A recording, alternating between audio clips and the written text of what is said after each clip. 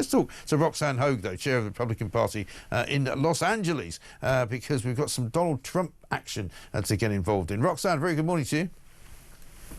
Good morning to you, Mike. Thank you for having me. Not at all. Good to see you. Donald Trump's been, I suppose, for him, relatively quiet this weekend, but let's have a look at a couple of things he said about, first up, on Fox News, the Iran bombing. I saw reports that there were 400 kilograms, 800 pounds that they moved, but I wonder if it's traceable. I mean, if they were to have moved, they didn't move anything. They didn't move anything. You know what they moved themselves? They were all trying to live. They didn't move anything. They didn't think it was going to be actually doable, what we did. And what we did was amazing. And they, you know, we went, there were energy commissions that went there now. No, it's just thousands of tons of rock in that room right now. That room, the whole place was just destroyed.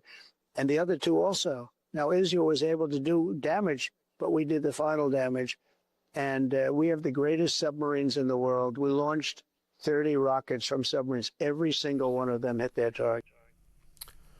Isn't it funny, Roxanne, how, you know, Donald Trump's enemies would rather side with Iran in some way than admit that he actually did a good job? You know, we've got the United Nations this morning warning that, you know, Iran is now repairing its nuclear site and could be ready to launch another sort of nuclear attack within months, or at least have enough enriched uranium to make a bomb. You think, well, if you're the United Nations, shouldn't you be stopping them from doing that rather than criticising the US president? The fact that they have a Security Council filled with people who regularly violate human rights means that the UN is basically a big joke. Donald Trump has had a very, very, very good week. Yes, I don't think there's any doubt about that whatsoever. And they can't stand it, can they? They literally can't stand it. You can see in their eyes and their faces, and everybody who hates him is kind of going, oh, yeah, but you didn't hit the target. Yeah, well, you know, you haven't done as much damage as you thought. Yeah, you know, we can't bring ourselves to say, well done, you know? And it's a pretty simple thing to say. And you think that, especially here in the States, that the Democrats would say, you know what, not on our team, but good on you. And they can't bring themselves to do that, most of them, except for John Fetterman. Yes, mind you, I mean, we can't talk because here in Britain, you know, my own Prime Minister, I hate to even say those words as he's about to celebrate his, or commiserate with his first year in office. Even the Labour government here couldn't admit that actually America had done the right thing. They couldn't bring themselves to say, well done. They couldn't bring themselves to say they supported it, which I found incredible. All they kept saying when they were asked the question, do you support it, was we were not involved. It's the opposite of the book Profiles in Courage.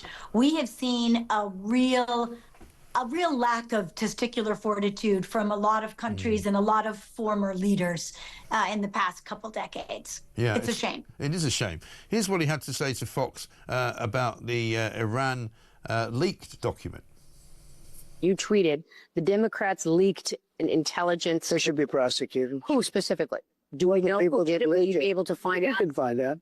If they wanted, they could find out easily. You know, you go up and tell the reporter, national security, who gave it. You have to do that. And I suspect we'll be doing things like that.